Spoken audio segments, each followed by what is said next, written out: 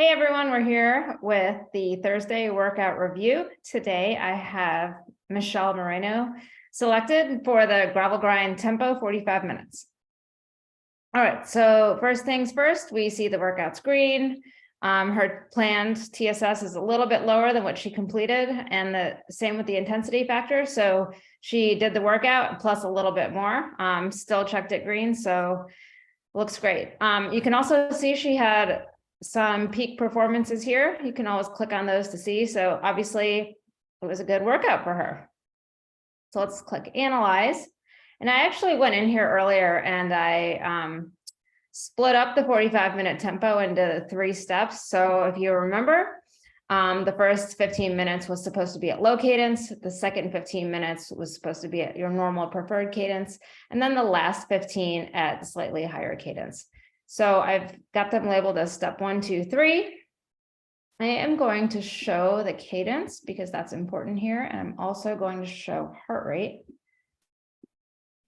So now we can see here, she did the workout pretty much spot on. So I'm going to select step 1. Let's look at the first 15 minutes of low cadence first. She averaged 138 watts, which is right exactly in the middle of her tempo zone, I believe. Heart rate 141 and cadence was 73. So cadence was a little bit, you can kind of see here if I zoom in, a little bit variable. It looks like she was trying to get it down a little bit, but it was drifting up. It's honestly, it's a work in progress. And so some of it is terrain dependent. Some of it is dependent on how comfortable you are with that big gear grind. And the muscle fatigue that sets in with that low cadence. If you're not used to it and you prefer spinning higher gears, then this is going to be a little bit of a challenge. So trying to work on it, and even if that's a cadence of 70 RPMs or 75, whatever is relative to you and what you're normally pedaling at, then that's great. Just work towards that. So also, so our average cadence was 73, power looks great, heart rate was 141. Now let's look at the second step, which was preferred cadence.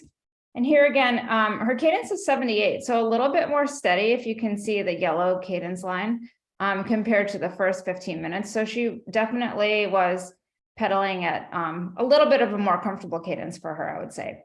Power remained steady, really nice power at 139 still here, so still in the middle of her tempo zone. So she's holding power, but the way that she's making the power is with a slightly bigger gear, slightly lower cadence. You can see what that did to her heart rate. I think her heart rate on the first 15 minutes was 141, and it jumped up to 147 average in the second 15 minutes. So remember, as we start pedaling faster and increase the RPM, it does put more strain on your cardiovascular system. So your heart rate will increase with the cadence typically. And so that's completely normal and something we would expect to see in this type of workout.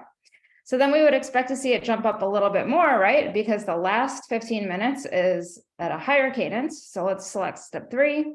Again, her power is holding really steady. She's at 137 now, still in the very middle of her tempo zone. Her cadence jumped up to an average of 88. And again, it looks nice and steady there. So it seems like she's a little bit, or she's definitely fairly comfortable at the higher cadence. And her heart rate didn't jump up too much, only an average of a beat. So 148 versus 147. Really nice. I mean, that was pretty much textbook what we wanted you to do.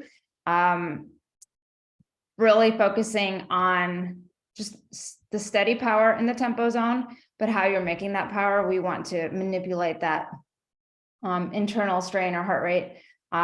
Using different muscle fibers, the slower cadence, bigger gear tempo recruits more muscle fibers. But as you fatigue, the tendency is to let cadence drop. And here we're doing the reverse, we're increasing your cadence. So it takes some of the load off the legs, which is nice, especially it's another, trick you can have up your sleeves during a race. When you start to fatigue, you can start pedaling a little bit higher cadence. And now you see that it will have the effect of increasing your heart rate a little bit.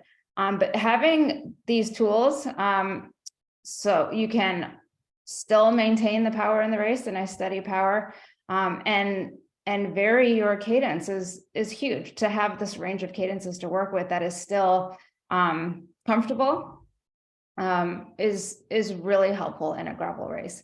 It allows you to also maintain tempo over rolling terrain, over climbs, flats, you name it. And so just being able to get your body to where it's a little bit more comfortable in this expanded range of cadences is really valuable. So that's about all I have today. That was just a pretty simple workout and a pretty simple one to review.